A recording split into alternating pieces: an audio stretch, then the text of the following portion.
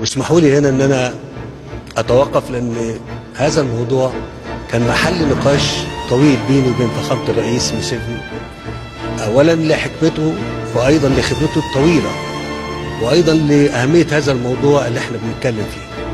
والحقيقة يعني احنا توافقنا على ان المية موضوع مهم جدا جدا، والتنمية ايضا مهمة، واحنا موقفنا كان واضح من الاول. قلنا ان احنا ابدا ابدا لن نكون نرفض تنمية شركائنا واشقائنا في دول حوض النيل. احنا ما عندناش مشكلة في الموضوع ده، احنا عندنا مشكلة واحدة بس، ان التنمية اللي احنا بنتكلم عليها ديت ما يكونش ليها تأثير على حجم المية وحصة المية اللي بتصل لمصر. وكان النقاش اللي احنا اتكلمنا فيه مع فخامة الرئيس، ولقيت الحقيقة تفاهم ووجهة نظر لازم اقولها لكم. يعني فخامة الرئيس بيقول لي احنا وانتم ولا احنا مع بعض؟ فانا طبعا قلت له احنا مع بعض، طبعا احنا مع بعض. فقلت له يعني احنا مش مختلفين خالص. قال لي ما انا عايز اقول لك ان حجم المية اللي بينزل على الحوض سواء كان النيل الازرق او النيل الابيض، يعني سواء بالاسس العلميه بتقول ان 1600 مليار متر مكعب من الميه بينزل سنويا.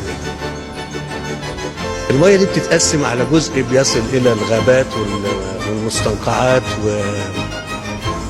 وجزء تاني بيستخدم في الزراعه، وجزء تاني بيتبخر طبعا، وجزء بيروح للمياه الجوفيه، والجزء اليسير خالص هو اللي بيصل الى النهر النيل الابيض والازرق، اللي هو تقريبا ال 85 مليار متر ميه اللي احنا بنتكلم عليه.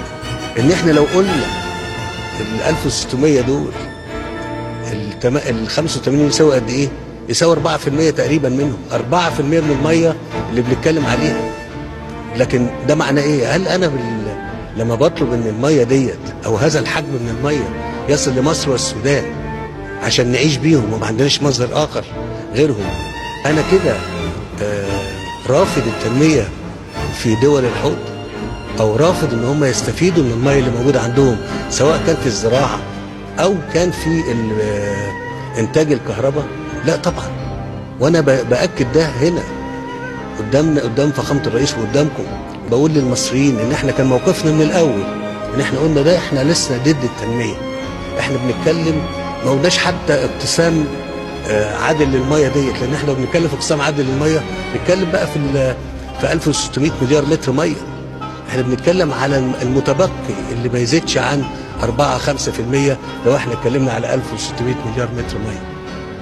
ده امر مهم جدا. اذا ليس من نردد، نحن وهم، نحن جميعا، ما بقولش مصر والسودان فقط وهم، لا احنا مع بعض كلنا، نعيش كلنا وننمو كلنا ونتعاون كلنا من اجل ازدهار واستقرار بلادنا. عشان كده يعني باكد تاني ان موضوع الميه بالنسبه لمصر، اصل احنا ما عندناش سبيل اخر. يعني وكان لسه فخامه الرئيس بيقول لي انت عارف مصر معناها ايه عندنا في اللغه بتاعتنا؟ قلت له يعني ايه؟ قال لي معناها الحديقه. الحديقه، طب الحديقه دي بالشكل اللي انتم شايفينه ده عشان شويه الميه اللي بيجوا من من النيل، يعني مفيش ميه تانية. احنا ما عندناش امطار وما عندناش يعني، فهو ده الميه الحصه اللي بتجيلنا. وبالتالي ما حدش يتصور ان ممكن احنا نتخلى عنها، لان احنا لو تخلينا عن اي جزء منها احنا بنتخلى عن حياتنا، وده امر مش هيحصل. يعني انا حبيت بس اقول النقطه دي، وحجم التفاهم واحنا بنعول كثيرا على اللجنه